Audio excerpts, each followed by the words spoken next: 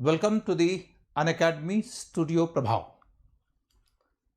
आज हम लोग मॉडर्न इंडिया के अपने पहले टॉपिक भारत में यूरोपीय कंपनियों के आगमन के पार्ट 2 की ओर जाएंगे। आज के क्लास में हम लोग डच, डेनिश, फ्रेंच इनके टॉपिक्स को आरंभ से लेकर अंत तक पढ़ लेंगे और ब्रिटिश कंपनी के शुरुआती दौर के भारत में एक्टिविटीज़ का एक परिचय ले लेंगे, क्योंकि वो हमारे दूसरे टॉपिक में आएगा डिटेल में, तब जबकि हम भारत में ईस्ट इंडिया कंपनी की जीत का टॉपिक पढ़ेंगे। मैं रजनीश राज दिल्ली में 2002 से एक प्रोमिनेंट इंस्टीट्यूशन के टीचर और डायरेक्टर की हैसियत से काम कर रहा हूं और अभी तक मैं कई हजार स्टूडेंट्स पढ़ा चुका। 2000 स्टूडेंट्स लगभग पीसीएस और यूपीएससी मिलाकर हमसे पढ़ के पास कर चुके। अब मैं आपको इस गैलेक्सी से परिचित कराता हूं जिसमें 77 से ज़्यादा इंडिया के टॉप क्लास के एजुकेटर्स पढ़ा रहे हैं और इन सब के सर्विसेज को आप हासिल कर सकते हैं एक रीजनेबली लो फी के ऊपर। 40,000 के फी के ऊपर 1 साल का सर्विस आपको मिलेगा। इस 1 साल के सर्विस के अंदर भी यदि आपने मेरे कोड यानी कि आरके लाइफ के कोर्स से कोर्स को सब्सक्राइब किया तो इसके बदले में आपको 10% की छूट मिलेगी। यदि आपने यही कोर्स 2 साल के लिए सब्सक्राइब किया और कम एज के बच्चों के लिए पर्टिकुलरली या एडवाइजेबल होता है कि वो 2 साल के लिए कोर्स सब्सक्राइब करें, क्योंकि यदि आप शुरुआती दौर में पढ़ाई कर लेते हैं और बीच में लिंक टूट जाता है तो वो जो पावर सप्लाई होता है ना इंटेलेक्ट का, वो हिंडर्ड हो जाता है। तो उसके flawless supply of the power of intellect के लिए जरूरी है कि आप 2 साल का कोर्स सब्सक्राइब करिए, जिसका कि कॉस्ट रीजनेबली रखा गया है जो 64,000 है। और यदि आपने आरके लाइफ के लिया तो 10% के ऑफ के कारण फिर 56,600 हो जाता है। बात फिर भारत में इनकी क्या विशेष भूमिका रही। यदि क्या विशेष भूमिका रही तो आप समझोगे कि इन्होंने भी ब्रिटिश की तरह इंडिया के ट्रेड पर नियंत्रण करने का प्रयास किया, लेकिन मुगलों से इन्हें उतनी सहायता नहीं मिली, उतना ज्यादा रियायत मुगलों ने इन्हें नहीं दिया जितना कि उन्होंने अंग्रेजों को दिया था। इसलिए ये उतना ज्यादा आगे नहीं बढ़ पा रहे थे। इन्हें 3.5% टैक्स देना पड़ता था, जबकि अंग्रेजों को एक सर्टेन अमाउंट चुकाने के बदले में फ्री ट्रेड करने का अधिकार दे दिया था मुगलों ने। बावजूद इसके इन्होंने हिंदुस्तान के ट्रेड में अपना एक महत्वपूर्ण स्थान बना के रखा। ये हिंदुस्तान के ट्रेड से कौन कौन सी वस्तु खरीदते थे आप उस पर गौर करके देखिए तो वस्त्र,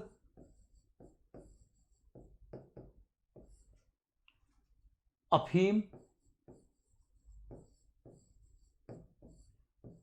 मसाला, नील, इंडिगो, इसके अलावे सोरा, सैल्टपीटर, ये वो चीजें हैं जो वो हिंदुस्तान से खरीदते थे। लेकिन मसाला हिंदुस्तान में उतना नहीं था जितना कि इंडोनेशिया में था, और उनके दिमाग में सबसे महत्वपूर्ण कोई एक आइटम यदि था तो मसाला था। इसीलिए वो हिंदुस्तान में उतना इंटरेस्टेड नहीं थे जितना कि अंग्रेज थे। तो इन लोगों ने अपना सेंटर बनाया इंडोनेशिया को, और इंडोनेशिया के अंदर भारतीय वस्तुओं की मांग थी, डच या अन्य यूरोपीय वस्तुओं की मांग नहीं थी। इसीलिए वो जब हॉलैंड से, नीदरलैंड से आते थे पैसा लेकर, तो भारत की वस्तुएं खरीदते थे। भारतीय वस्तु फिर ले जाकर वो इंडोनेशिया में बेचते थे, और उससे जो आमदनी होती थी उससे वहां का मसाला खरीदते थे, और वो मसाला फिर वो यूरोप में ले जाकर बेचते थे। इस तरीके से उनके ट्रेड का एक ट्रायंगल बना हुआ था, Europe to India to Indonesia, and then from Indonesia to Europe. इस तरीके से आप देखोगे तो हिंदुस्तान के जिस एक प्रदेश को इन्होंने अपना सबसे बड़ा केंद्र बनाया वो कोरोमंडल का इलाका है। इसीलिए उन्होंने अपना हेडक्वार्टर भी बनाया नागपट्टनम को। कोरोमंडल के बारे में कहा जाता है कि मलक्का और कोरोमंडल एक दूसरे के बिना नहीं रह सकते, made for each other. Coromandel was the left hand of Malacca, वही मलक्का जिस रास्ते आप इंडोनेशिया जाते हैं। क्यों? क्योंकि इन्होंने इंडिया का माल इंडोनेशिया में बेचा, तो इंडिया और इंडोनेशिया के बीच के ट्रेड को एनरिच करने में इनका बड़ा योगदान था। यही एक पॉइंट है जो इनसे सबसे ज्यादा पूछा जा सकता है। इसके अतिरिक्त जब वो पुलिकट में थे तो उन्होंने अपनी ओर से इंडिया में कुछ करेंसी वगैरह भी जारी किया था, जिसको पैगोडा बोलते हैं। एक इंटरेस्टिंग बात यह है कि पैगोडा के ऊपर भगवान वेंकटेश्वर का अंकन था। यह आपसे पूछा जा सकता है, वेंकटेश्वर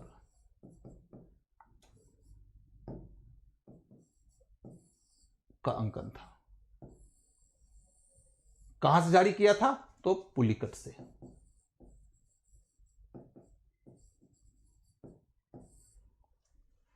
यदि आपने इतनी बातें समझ लिया तो डच को लेकर आपका काम खत्म हो जाता है। अब सवाल यह उठता है कि डच हिंदुस्तान से फाइनली कब विदा हो गए। यदि इनकी विदाई की बात देखोगे तो एक तो इनकी विदाई के लिए चिनसुरा की लड़ाई,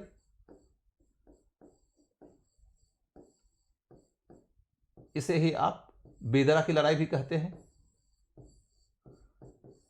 इसे याद रखो। और दूसरा आप इस 1825 के वर्ष को याद रखो। चिनसुरा की लड़ाई का बैकग्राउंड क्या है?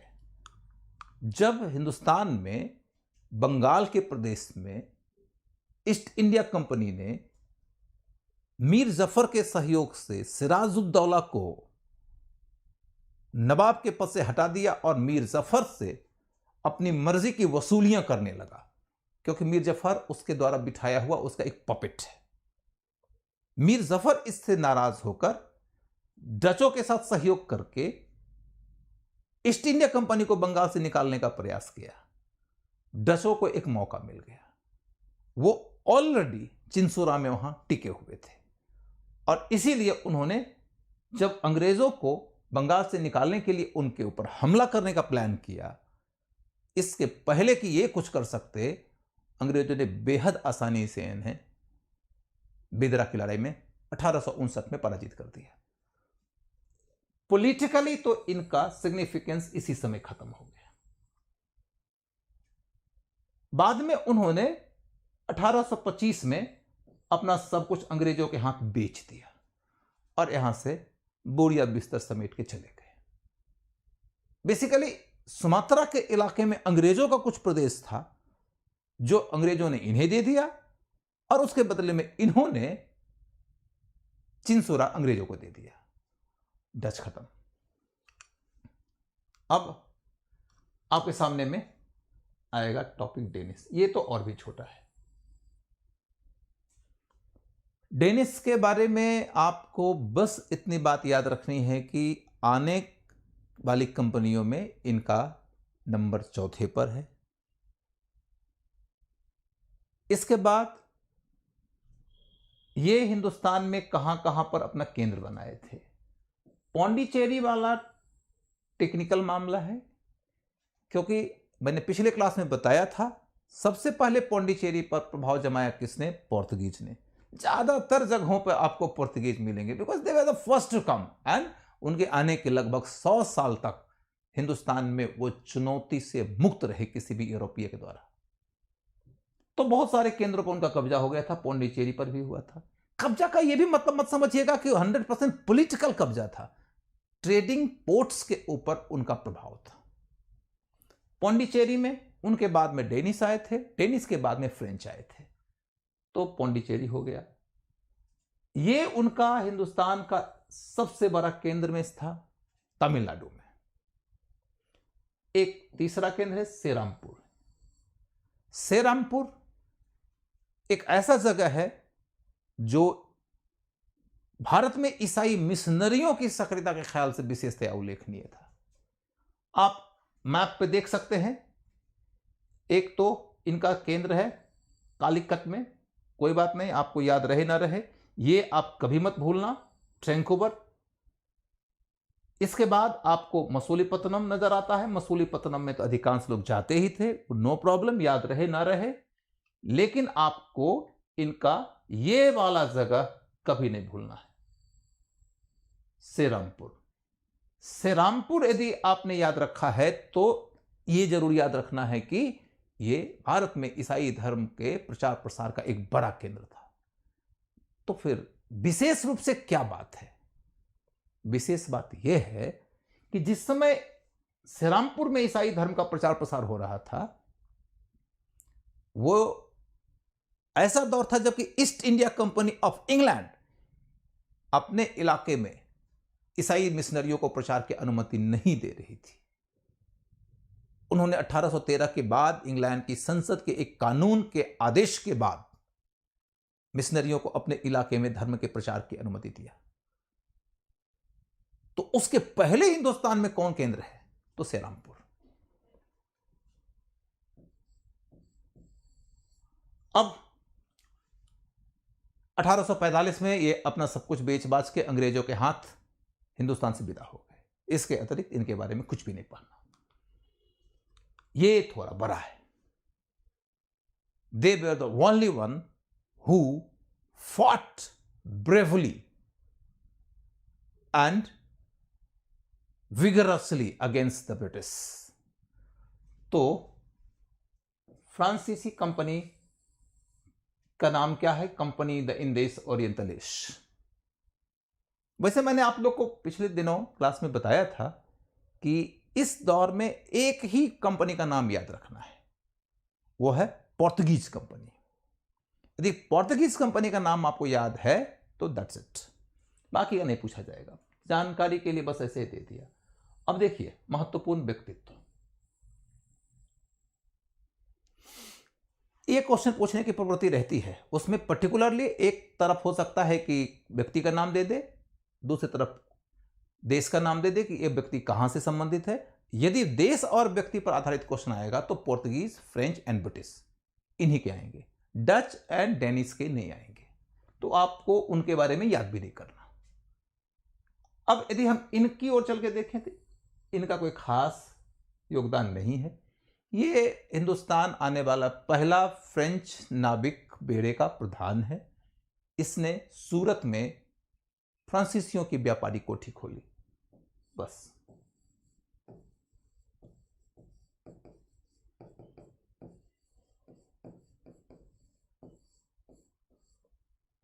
हो गया। ये बहुत ही महत्वपूर्ण व्यक्ति है क्योंकि इसने पौंडीचेरी को बसाया है।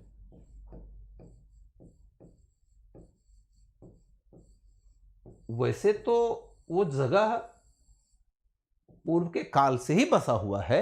आपने देखा ही है कि पहले वहां पोर्तुगीज थे, उसके बाद आपने देखा है कि डेनिश थे, लेकिन एक बड़े इलाके का जो सेंटर फ्रेंच ने पकड़ा था वो 1774 के दौर में ग्रामीण था, और उसको इन्होंने इतना डेवलप कर दिया कि 18th सेंचुरी के शुरुआती दौर में ये कलकत्ता से ज्यादा डेवलप था।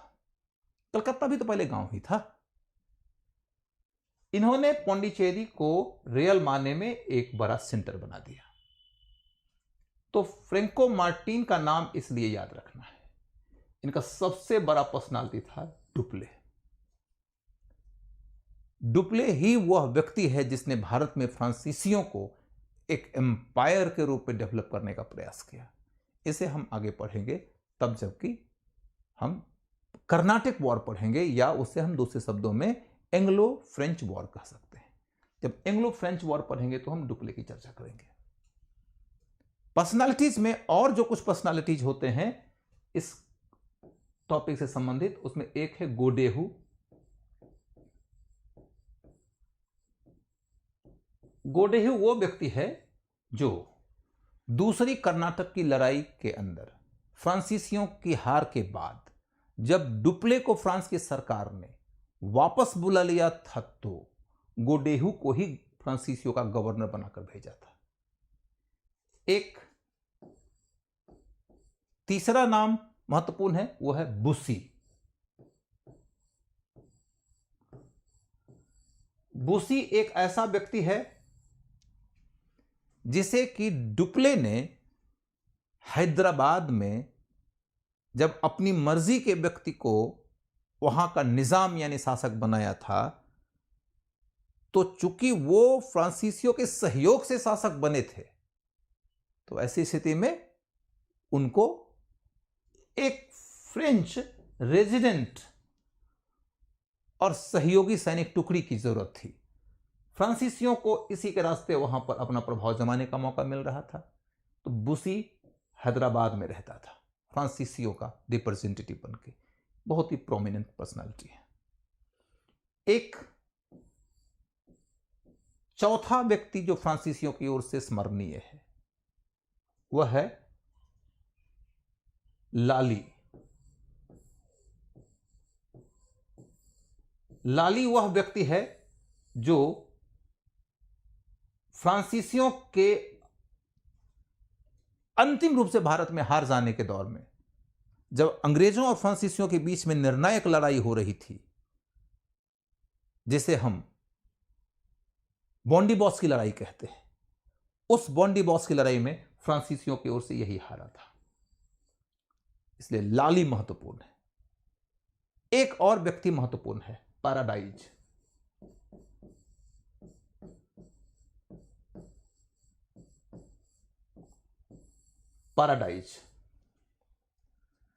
पैराडाइज वो व्यक्ति है जो कर्नाटक में अंग्रेजों और फ्रांसीसियों की लड़ाई जब चल रही थी, तो उसी दौरान एक बड़ी प्रोमिनेंट घटना हुई है।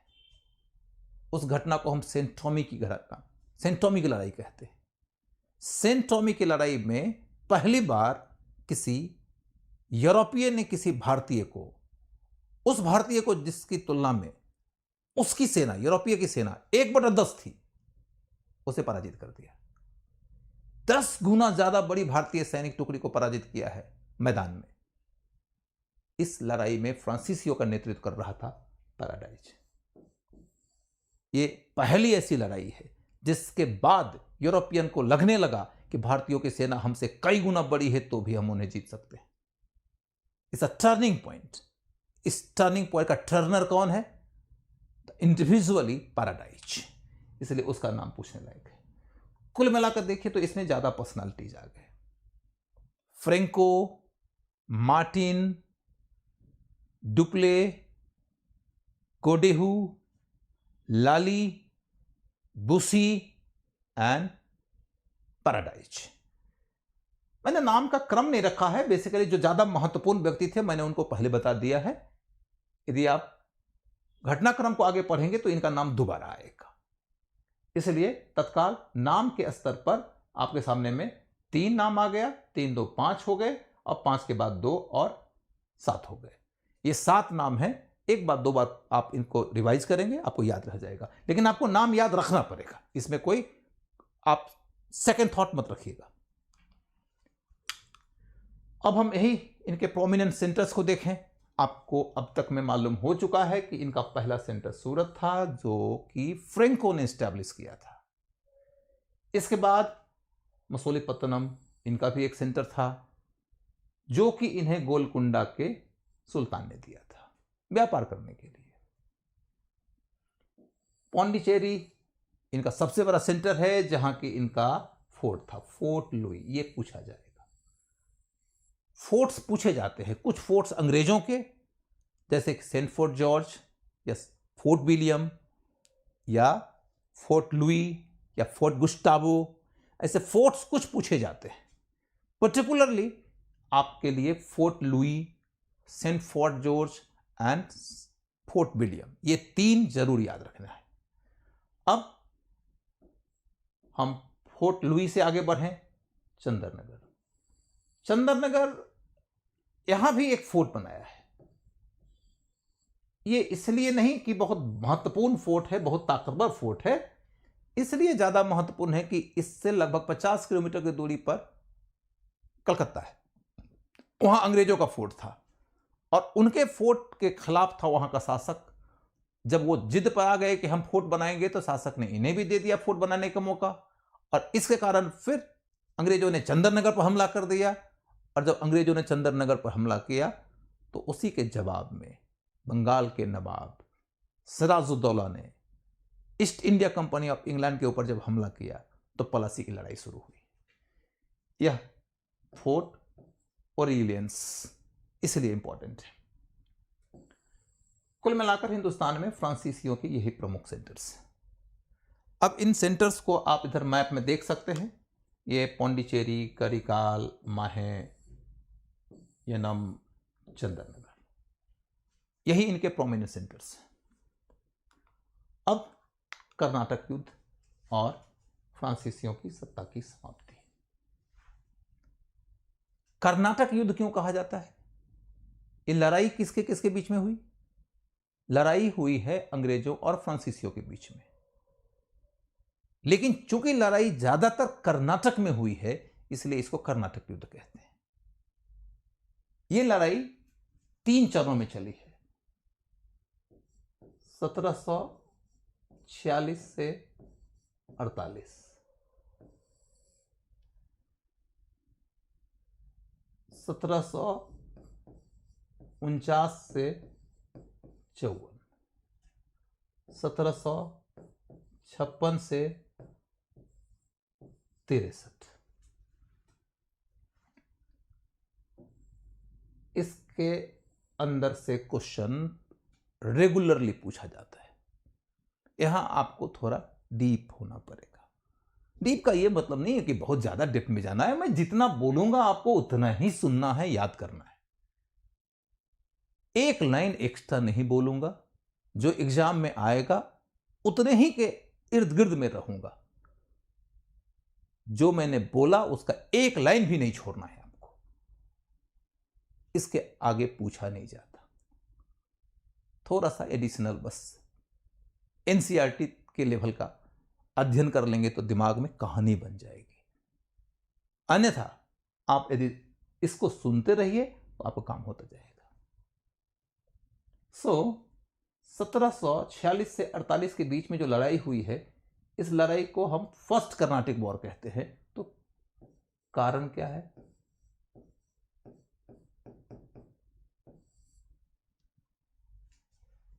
प्रमुख घटनाएं क्या हैं?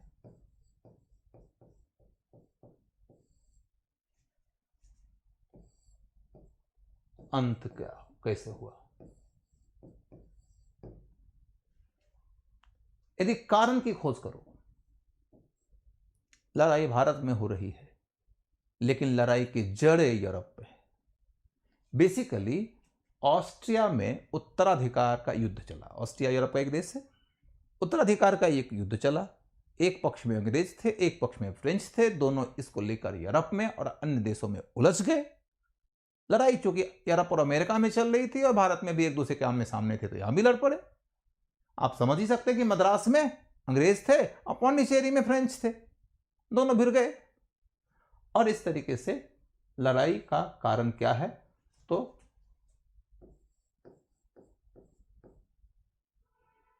ऑस्ट्रिया का गृह युद्ध, ऑस्ट्रिया का गृह युद्ध, ये लड़ाई का कारण है।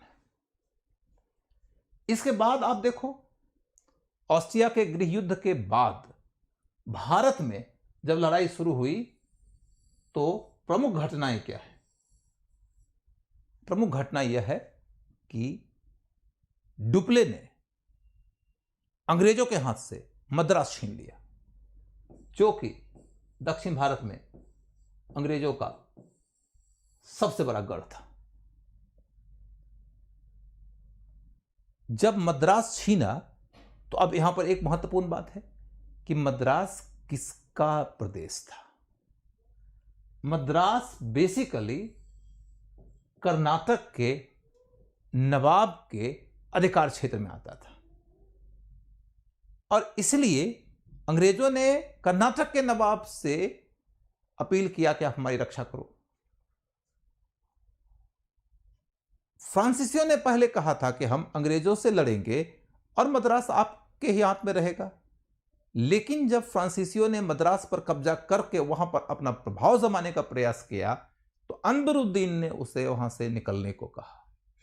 अनवरुद्दीन माने कर्नाटक का नवाब। उसकी बात जब डिनाई किया फ्रेंच ने यानी डुप्ले ने, तो यहीं से लड़ाई की शुरुआत होती है कर्नाटक के नवाब और फ्रेंच के बीच में। इसी लड़ाई को हम कहते हैं सेंट टॉमी की लड़ाई। सेंट टॉमी की लड़ाई, यही वो लड़ाई है जिसमें कि 1000 फ्रांसीसियों की सेना, उसमें भी मात्र 230 फ्रेंच थे, बाकी सब भारतीय थे।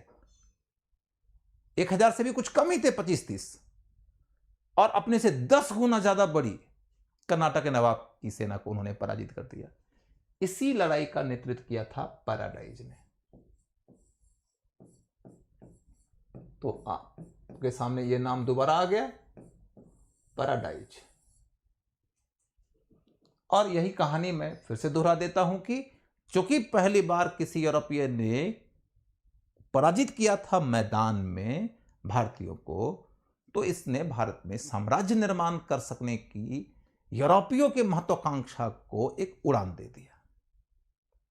इसके तह में जाएंगे तो एक और लेयर नीचे उतरना पड़ेगा।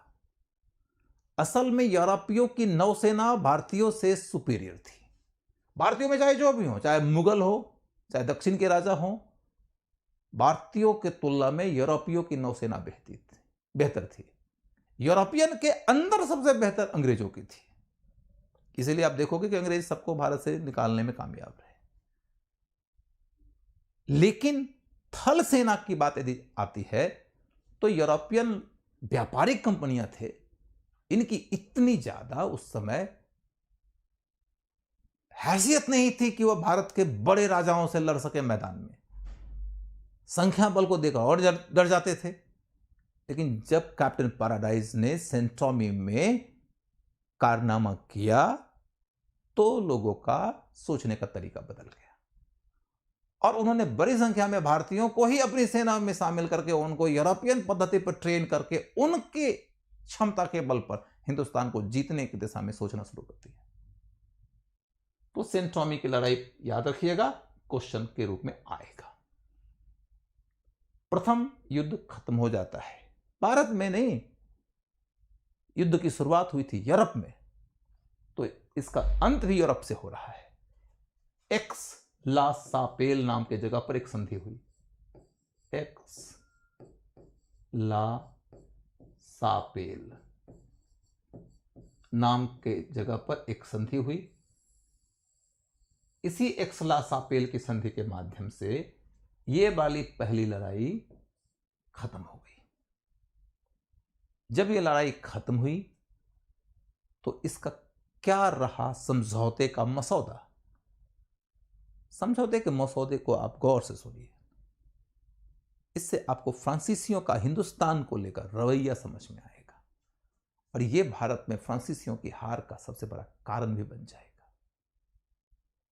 एक सिंपल पॉइंट, अंग्रेजों का सबसे बड़ा दक्षिण भारतीय केंद्र मद्रास छीन लिया था डुप्ले ने, लौटाना पड़ गया एक्स ला सापेल की संधि के कारण। डुप्ले की उपलब्धियों पर पानी फेर दिया फ्रांस की सरकार ने।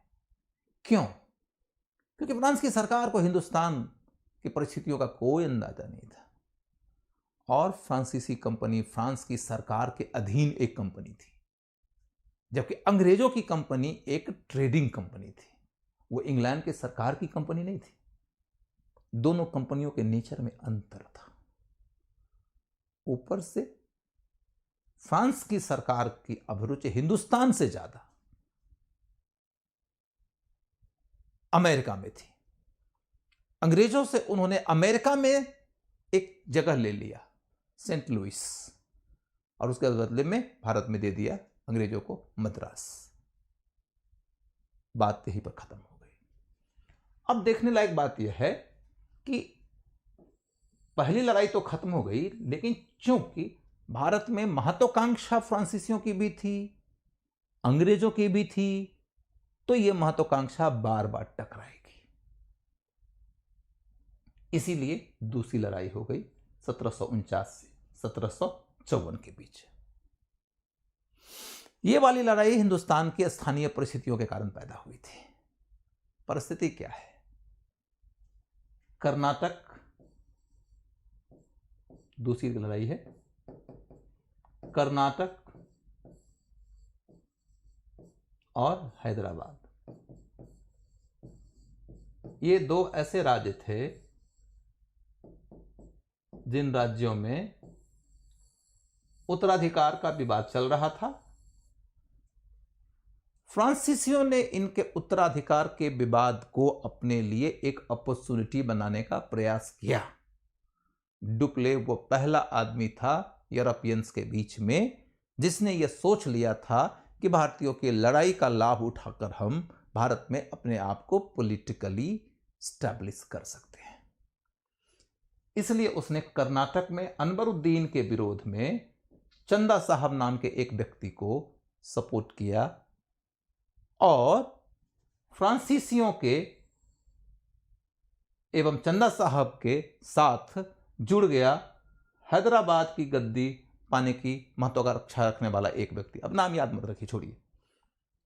एक हैदराबादी, एक कर्नाटकी और एक फ्रेंच, इन तीनों ने संयुक्त मोर्चा बना लिया और हरा दिया युद्ध में एक बार फिर से अनवरुद्दीन को। और अनवरुद्दीन को इस बार हराकर कर्नाटक के नवाब के पद से हटा दिया और उसके जगह पर नवाब बना दिया चंदा साहब को। फॉरगेट द नेम ऑफ चंदा साहब, बस सुनतिए। हिस्ट्री में कई दफा फैक्ट और नाम सब सुनना होता है, नाम भूल जाइए, कहानी याद रखिए। अब जो फैक्ट में बोलने जा रहा हूं वो मत भूलिएगा।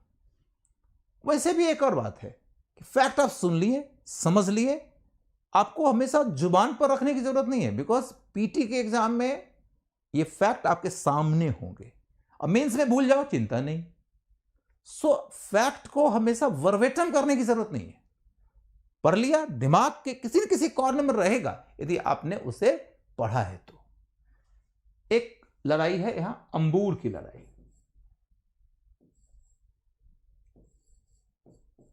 अंबूर की लड़ाई, यह लड़ाई बड़ी महत्वपूर्ण है। इस पे ऑलरेडी कमीशन क्वेश्चन पूछ चुका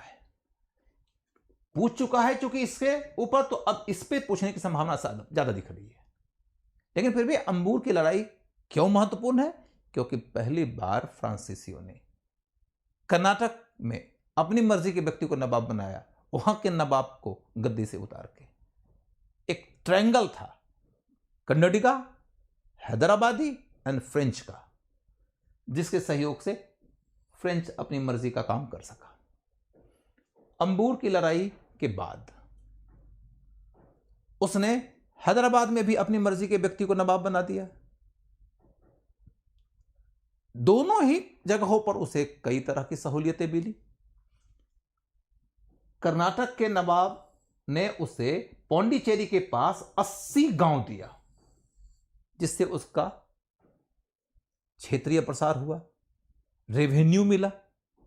इसके बाद वहां इसका आदमी बैठा हुआ है, तो कर्नाटक में ये पॉलिटिकली भी इन्फ्लुएंशियल है।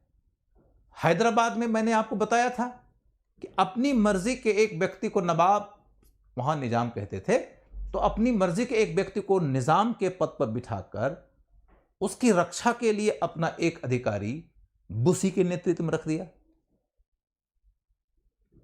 अब वहां पर वो जियोपॉलिटिकली मजबूत हो गया। इसके बाद हैदराबाद के नवाब ने, यानी कि निजाम ने, हैदराबाद के शासक ने उसे उत्तरी सरकार नाम का एक जगह दिया, जहां 4 डिस्ट्रिक्ट्स आते थे। 4 जिलाओं वाला एक प्रदेश उत्तरी सरकार उसे दे दिया। समझ सकते हैं, बहुत बड़ा प्रदेश हो। इस तरीके से आप समझ सकते हैं कि दक्षिण भारत में फ्रेंच अपना झंडा गाड़ चुके थे और अंग्रेज इनके सामने अब उस समय दक्षिण भारत में कहीं नहीं टिक रहे थे। इसके बाद कर्नाटक की हारी हुई शक्ति और हैदराबाद की हारी हुई शक्ति शरण पाने जाती है अंग्रेज के पास। हैदराबाद के निजाम के पद की प्रतिस्पर्धा में लगा हुआ एक व्यक्ति त्रिचनापल्ली में टिका हुआ था। त्रिचनापल्ली में उसके पांव को उखाड़ने के लिए फ्रांसीसियों ने उन पर हमला किया। यही एक ऐसी घटना हुई जिसने फ्रांसीसियों का हिंदुस्तान में बेरअगर करा दिया। फ्रांसीसियों ने कर्नाटक के नवाब चंदा साहब के सहयोग से त्रिचनापल्ली पर हमला किया। वो एक दुर्गीकृत इलाका है, उसको घेर लिया इन्होंने। पलड़ा भारी है फ्रेंच का, जीत की प्रबल संभावना दिख रही है। लेकिन इसी समय एक नायक आता है अंग्रेजों की ओर से, लॉर्ड क्लाइव। उसने अपनी कंपनी को यह सुझाव दिया कि मैं 200 सैनिकों की टुकड़ी मात्र लेकर कर्नाटक के नवाब चंदा साहब की कैपिटल पर हमला करूंगा। उसको कहते हैं अर्काट का घेरा। अर्काट कैपिटल था, अर्काट। अर्काट पे उसने 200 सैनिकों की टुकड़ी लेकर हमला कर दिया, घेर लिया अर्काट को। यह खबर जैसे ही चंदा साहब को लगी, वो अपनी सेना लेकर अर्काट भागा। इधर फ्रांसीसियों का पलड़ा हल्का हो गया और त्रिचनापल्ली की लड़ाई में फ्रांसीसी हार गए। फ्रांसीसियों की हार के बाद अंग्रेजों ने संधि करने के दौर में इस बात का पर्टिकुलर ख्याल रखा कि let Dupleix go from India.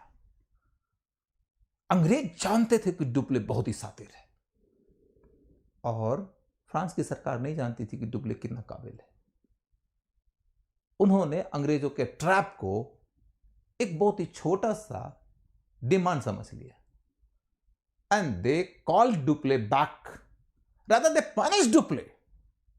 क्या तुमने अति आक्रामकता का परिचय देकर हार कर हमारी हानि भी किया और हमारे मान सम्मान का भी नुकसान किया, जबकि इसकी पिछली जीत को इन्होंने ऐसे ही खो दिया था। और उसके बाद किसको भेजा? गोडेहू को। गोडेहू के बारे में ज्यादा पढ़ने की जरूरत नहीं है।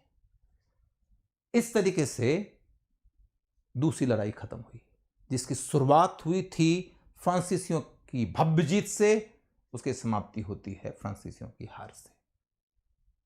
अब तीसरी लड़ाई। इस लड़ाई में पहली लड़ाई की ही तरह आपको एक बात समान नजर आएगी। जैसे पहली लड़ाई शुरू हुई थी एक अंतर्राष्ट्रीय मुद्दे को लेकर, ऑस्ट्रिया के गृह युद्ध को लेकर, इस बार लड़ाई शुरू हुई है अमेरिका में चल रहे 7 इयर्स वॉर को लेकर। अमेरिका में लड़ाई कुछ इस तरह की चल रही थी कि कनाडा में फ्रेंच थे और अमेरिका में, जिसको आज यूएसए के नाम से जानते हैं, उस इलाके में ब्रिटिश थे। ब्रिटिश चाहते थे कि कनाडा उनका हो जाए, फ्रेंच चाहते थे कि अमेरिका उनका हो जाए। दोनों भिड़ गए। 7 साल तक लड़ाई चली, 1756 से लेकर 1763 के बीच में। अब चूंकि लड़ाई हो रही है ब्रिटिश और फ्रेंच के बीच में, तो जहां जहां वो एक दूसरे के आमने सामने हैं, सब जगह लड़ पड़ेंगे। वही लड़ाई हिंदुस्तान में हो गई। तो लड़ाई की शुरुआत क्यों हुई? 7 years war. This is the reason. अब लड़ाई की प्रोमिनेंट घटनाएं क्या है? इस लड़ाई की प्रोमिनेंट घटनाओं में से एक घटना है चंदरनगर पर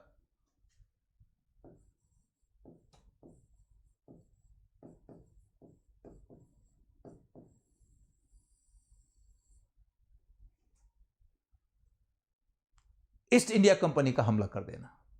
याद है चंदरनगर? मैंने पीछे बताया था कि चंदरनगर जो कि कलकत्ता से लगभग 50 किलोमीटर दूर है, उसी चंदरनगर में फ्रांसीसियों का भी दुर्ग बना था और अंग्रेजों का दुर्ग था कलकत्ता में। जब आप तृतीय कर्नाटक युद्ध की ओर जाएंगे तो आपको एक नई बात नजर आएगी कि नाम तो कर्नाटक वॉर है, लेकिन इस वॉर में पहला वॉर कर्नाटक में नहीं हुआ है, पहला वॉर हुआ है बंगाल में, चंदरनगर में।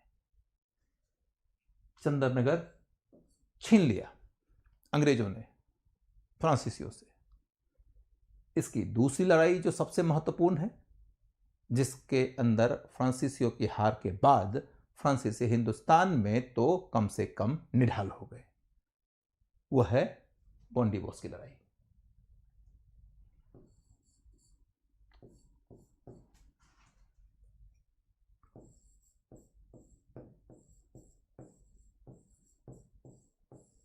बॉन्डिवोस 1760, बॉन्डिवोस की लड़ाई। यही वो लड़ाई है जिसमें कि अंग्रेजों की ओर से आयरकुट ने फ्रांसीसियों के सेना नायक लाली को पराजित कर दिया था। लाली की चर्चा मैं पीछे कर चुका हूं और अब आप देखेंगे कि मैंने जितने ही लोगों का नाम लिया था वो सारे नाम घूम फिर के फिर से आ गए। और this is the way to read history. You read the name 2 or 3 times, the names are familiar and you don't need anything more than the familiarity, because in the question paper you will get the name, you don't have to remember the name, and in the mains exam you don't need to remember the name.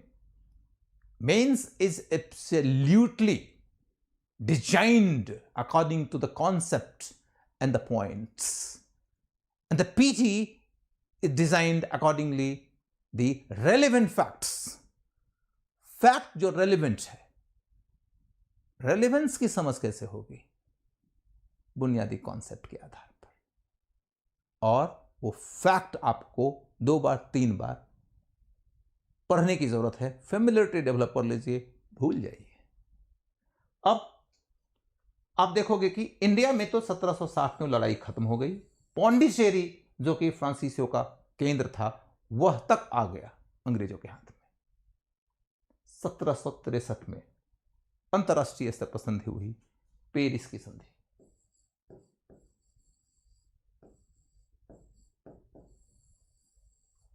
और उस संधि में क्या फैसला हुआ? इस बार अंग्रेजों ने पौंडीचेरी लौटा दिया फ्रांसीसियों को।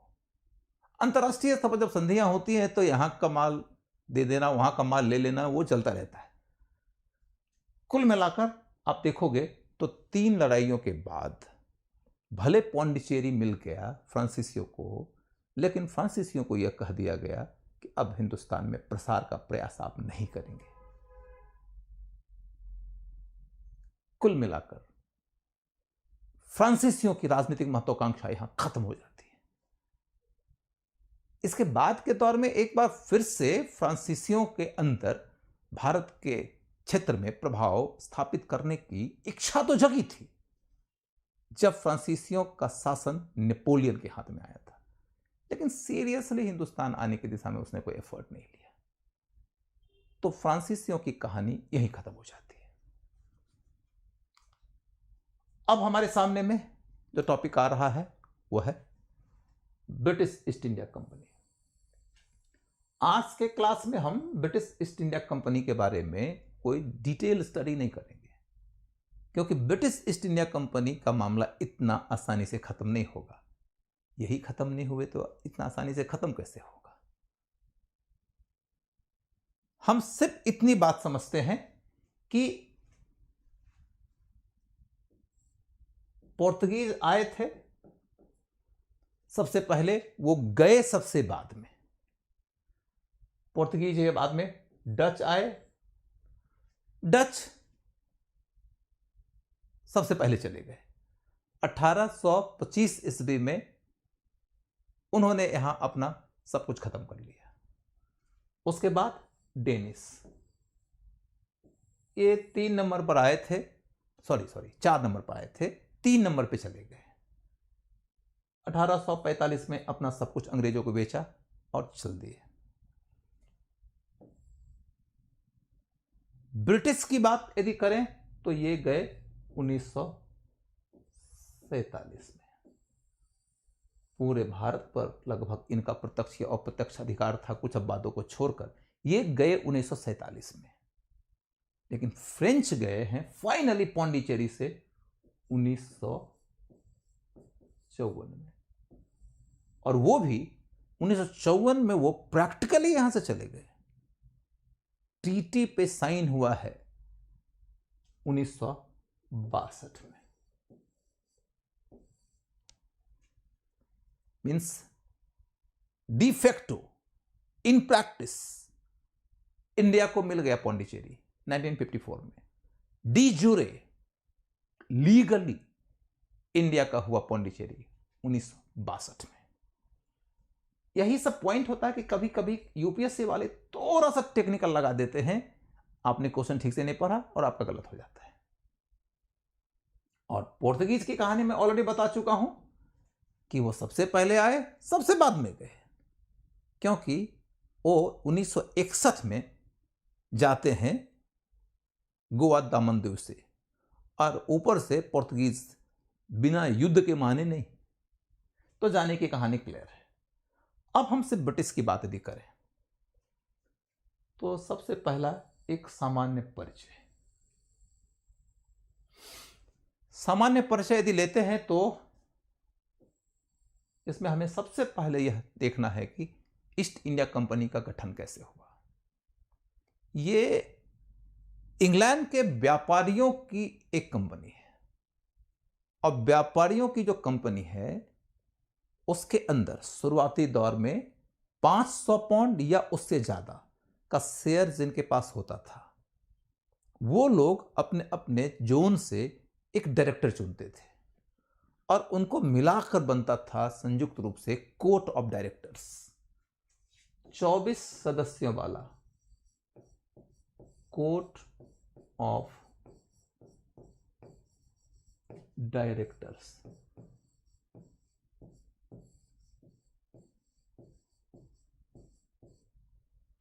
यही ईस्ट इंडिया कंपनी का हाईएस्ट एडमिनिस्ट्रेटिव बॉडी था, और ये 24 लोग मिलकर चुनते थे अपना प्रेसिडेंट। ये कंपनी जो कि एक ट्रेडिंग कंपनी है, वो इंग्लैंड की सरकार के द्वारा दिए गए अधिकार पत्र के अनुसार हिंदुस्तान में सक्रियता निभाती थी। जब इंग्लैंड में ईस्ट इंडिया कंपनी का गठन हुआ था तो उसे भारत में 15 वर्षों के लिए एकाधिकार, भारत ही नहीं ईस्ट इंडीज के इलाके में 15 वर्षों के लिए व्यापारिक एकाधिकार मिला था। उस समय इंग्लैंड की महारानी एलिजाबेथ हुआ करती थी। इंग्लैंड की महारानी एलिजाबेथ ट्यूडर डायनेस्टी की क्वीन थी। Don't need to remember the name of the dynasty.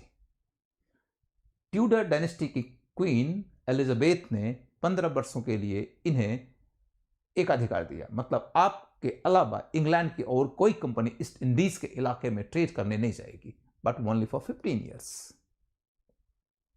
1603 ईस्वी में वहां राजवंश बदल गया, एक नया राजवंश आता है, स्टुअर्ट डायनेस्टी। इनके एकाधिकार को लेकर समस्या पैदा हो गई। राजा ने कहा कि हमको कंपनी में शेयर दे दो तो हम तुमको एकाधिकार दे देंगे। इन्होंने शेयर नहीं दिया, बस रिश्वत वगैरह खिला के उपहार वगैरह देकर काम चला लिया। एकाधिकार को अगले राजा जेम्स फर्स्ट ने परमानेंट कर दिया, 15 ईयर्स की जगह पर परमानेंट हो गया। लेकिन अगला राजा आया, फिर टकराव हो गया। ऐसे कई राजा आते रहे और टकराव होता रहा, लेकिन ईस्ट इंडिया कंपनी का एकाधिकार बना रहा। 1688 ईस्वी में इंग्लैंड में एक रेवोल्यूशन आया, जिसके बाद वहां की विधि के निर्माण और वित्तीय मामलों का पूरा अधिकार पार्लियामेंट के हाथ चला गया। अब भारत में ईस्ट इंडिया कंपनी का जो एकाधिकार था, वो चूंकि इंग्लैंड के राजा के द्वारा दिए गए अधिकार के तहत आया था, और ईस्ट इंडिया कंपनी के अलावे एक दूसरी ब्रिटिश कंपनी को वहां की संसद ने भारत में व्यापार का अधिकार दे दिया, तो दो ब्रिटिश कंपनियां भारत में कुछ समय तक सक्रिय रही। लेकिन 1712 ईस्वी तक आते आते दोनों के बीच में फिर मर्जर हो गया और उनका एकाधिकार ऐसे ही जारी रहा। 1813 ईस्वी में ईस्ट इंडिया कंपनी का एकाधिकार खत्म हुआ। कुल मिलाकर ईस्ट इंडिया कंपनी का एकाधिकार का एक लंबा दौर रहा है, बीच बीच में चुनौतियां आती रही, लेकिन एकाधिकार खत्म हुआ है सिर्फ और सिर्फ 1813 में, कुछ अपवादों के साथ, और एब्सोल्युटली खत्म हुआ है 1833 में, 1833 में। उसकी कहानी हम लोग बाद में करेंगे। गठन का सामान्य परिचय तो हो गया। अब हम देखते हैं कि हिंदुस्तान में ईस्ट इंडिया कंपनी का मुगलों के साथ में क्या संबंध था। ईस्ट इंडिया कंपनी का यदि आप मुगलों के साथ संबंध के ऊपर दृष्टि डालेंगे तो आपको यह पता चलेगा कि शुरुआत में जब अकबर भारत का सम्राट हुआ करता था, उसी समय ईस्ट इंडिया कंपनी का गठन हुआ था, और ईस्ट इंडिया कंपनी की ओर से कैप्टन हॉकिंस नाम का एक व्यक्ति अकबर के नाम का एक लेटर लेकर आया था भारत। लेकिन अकबर तब तक मर चुका था। जहांगीर से मिला, जहांगीर ने उसे मनसब भी दिया, उसे खान की उपाधि भी दिया, और फिर ईस्ट इंडिया कंपनी और मुगलों के बीच के संबंध की शुरुआत हो जाती है। ईस्ट इंडिया कंपनी का डिमांड है कि हमको सूरत में ट्रेडिंग सेंटर बनाने की अनुमति दिया जाए। अंग्रेज शुरू में संकोच करते थे, क्योंकि उन्हें लगता था कि पुर्तगाली नाराज हो जाएंगे, और वो पुर्तगालियों की नौसैनिक शक्ति से घबराते थे। उन्हें क्या पता कि अंग्रेज की नौसैनिक शक्ति पुर्तगालियों से ज्यादा है।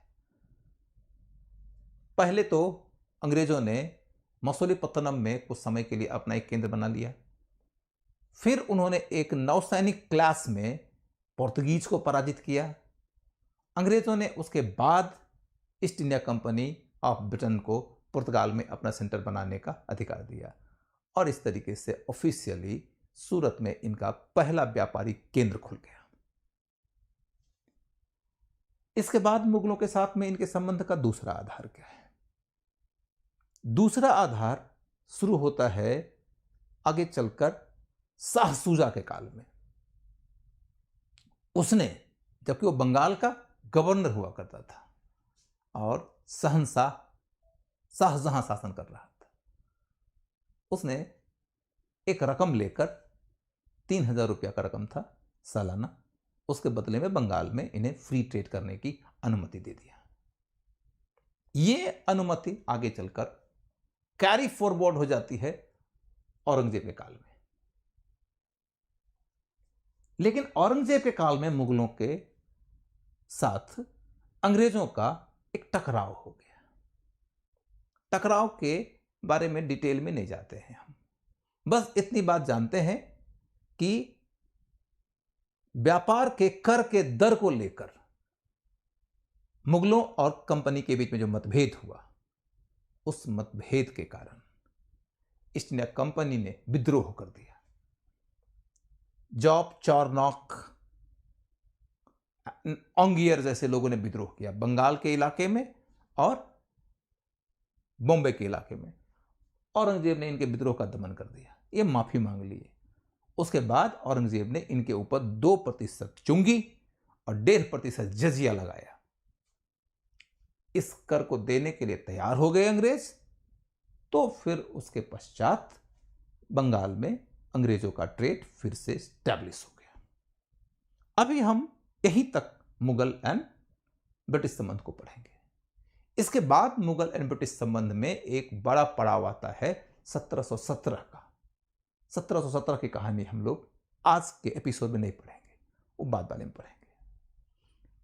अब हम लोग इधर देखते हैं, मुगल के बाद गोलकुंडा के साथ में ईस्ट इंडिया कंपनी का संबंध। गोलकुंडा के शासक ने ईस्ट इंडिया कंपनी को एक बड़ी राहत दिया, बड़ी सुविधा दिया, इसे सुनहला फरमान कहते हैं। 500 पेगोड़ा माने करेंसी, 500 पेगोड़ा आप चुका दो सालाना और हमारे समस्त पोर्ट्स में आप फ्री ट्रेड के लिए एंटाइटल्ड हो जाते हो। फ्री ट्रेड करो, सालाना 500 पेगोड़ा दे दो। That was a boon to the British, अंग्रेजों के लिए वरदान सिद्ध हुआ। इसके बाद चंद्रगिरी के राजा से क्या मिला? चंद्रगिरी के राजा से ही अंग्रेजों को मद्रास मिला था पहले, जहां उन्होंने सेंट फोर्ट जॉर्ज बनाया था। तो चंद्रगिरी के राजा से पहले उन्हें मिला था मद्रास, जहां उन्होंने सेंट फोर्ट जॉर्ज बनाया। सुनहला फरमान मिला 1832 में गोलकुंडा के शासक से। मुगलों से संबंध की कहानी में बता चुका हूं। तो इस तरीके से इनके गठन और आरंभिक संबंध किनके साथ में कैसे थे, ये तो हो गया। अब हिंदुस्तान में ईस्ट इंडिया कंपनी कैसे कैसे अपना प्रसार कर रही है, आपने ऑलरेडी जान लिया है। मसूलीपट्टनम में उन्होंने तब कारखाना खोला अपना, जबकि सूरत में अनुमति नहीं मिली। सूरत में मुगलों की अनुमति से 1813 में इन्होंने अपना कारखाना खोला, ये कहानी मालूम है। मद्रास इनको चंद्रगिरी के राजा ने दिया था, जहां उन्होंने सेंट फोर्ट जॉर्ज खोला। इससे ज्यादा आपको पढ़ने की जरूरत नहीं। मद्रास इनसे छीन लिया था डुप्ले ने, मिल गया इनको मद्रास दोबारा एक्स-ला-शापेल की संधि के माध्यम से, ये कहानी में बता चुका हूं। सेंट फोर्ट जॉर्ज हर हाल में याद रखिएगा। इसके बाद हरिपुरा और बालासोर, ये उड़ीसा के इलाके में अंग्रेजों का पहला केंद्र। बंगाल के इलाके में पहला केंद्र हुगली। बॉम्बे की कहानी मैं पीछे बता चुका हूं कि स्पेन की राजकुमारी से जब ब्रिटेन के राजकुमार का विवाह हुआ था, तो लड़की स्पेन की, लड़का इंग्लैंड का, और दहेज में भारत का एक शहर। जब आप कमजोर होते हैं तो आपके साथ में यही दुर्गति होती है। जब आप आपस में लड़ते हैं और बंटते हैं तो आप दहेज बन जाते हैं, जैसे कि मुंबई बन गया। बंबई पोर्तुगीज से लेकर स्पेनिश ने ब्रिटिश को दिया, ब्रिटिश क्राउन ने लीज पर दे दिया ईस्ट इंडिया कंपनी को, और उसके बाद से बंबई अंग्रेजों के हाथ में रहा।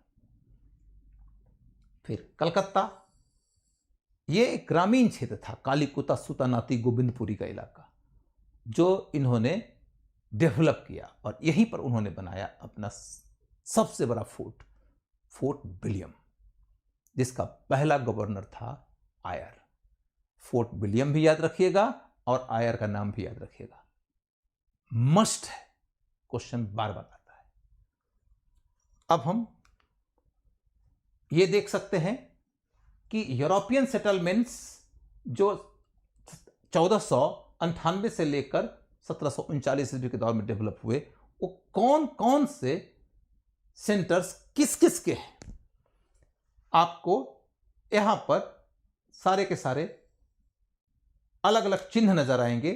इन चिन्हों के माध्यम से बस इस मैप को एक नजर आप देख लेते हैं। मैं इस पे बहुत ज्यादा टाइम बिताने के लिए इंटरेस्टेड नहीं हूं, आप बस एक झलक देख लीजिए, क्योंकि मैं ऑलरेडी इनमें से सारे के सारे यूरोपियन कंपनीज के प्रोमिनेंट सेंटर्स बता चुका हूं। Portuguese, Dutch, British, Danish, French. अब आप देख लीजिए पोर्तुगीज सेटलमेंट, तो पोर्तुगीज कालीकट में आए थे, ये मिलेंगे। कोचीन गए थे, यहां मिल जाएंगे। गोवा में मिल जाएंगे। बॉम्बे भी उनके पास में पहले हुआ करता था, बसीन उनके पास में था, सूरत था, दामन दीव था। इधर आप जाके देखोगे वो पौंडीचेरी में नजर आ जाएंगे, पौंडीचेरी के अलावे वो विशाखापत्तनम में नजर आ जाएंगे, इसके अलावे वो हुगली के प्रदेश में नजर आ जाएंगे। भूल जाते हैं अब हम लोग पोर्तुगीज। फिर आप देखोगे इंग्लिश सेटलमेंट, अभी अभी आपने पढ़ा, इंग्लिश मसूलीपट्टनम में आए, सूरत में गए, मद्रास में गए, बालासोर हरिपुरा में गए, उड़ीसा के इलाके में, और फिर हुगली के प्रदेश में गए, फिर कलकत्ता में गए, अब फिर तो पूरे हिंदुस्तान में गए। डच का क्या है, डच मसूलीपट्टनम में गए, पुलिकत में गए, इसके बाद चिंसुरा, कासिम बाजार, नागपट्टनम, अंत में सबसे बड़ा केंद्र कौन सा, नागपट्टनम। इसके बाद डेनिस, डेनिस का सेंटर्स क्या है, पौंडीचेरी, ट्रैंकोवर एंड श्रीरामपुर। फाइनली यदि आप इस स्ट्रक्चर को पढ़ लेते हैं तो हम मानकर चलते हैं कि इस टॉपिक से पूछा गया क्वेश्चन आप निश्चित तौर पे बनाएंगे। आपको सिर्फ और सिर्फ वीडियो रिवाइज करना है। If you revise it 2 times, I ensure you not even a single question will come out of the discussion. This is it for today, and from tomorrow we'll be beginning the next topic, that is the British victory in India. Bharat में अंग्रेजों के जीत का topic हम अगले दिन शुरू करेंगे। कुल मिलाकर भारत में यूरोपीय कंपनीज के आगमन के संबंध में जितनी पढ़ाई थी वो कंप्लीट हुई। दूसरा टॉपिक हमारा कल शुरू होगा, वो टॉपिक होगा भारत में ईस्ट इंडिया कंपनी का साम्राज्य विस्तार। आज के लिए बस इतना ही। Thank you very much.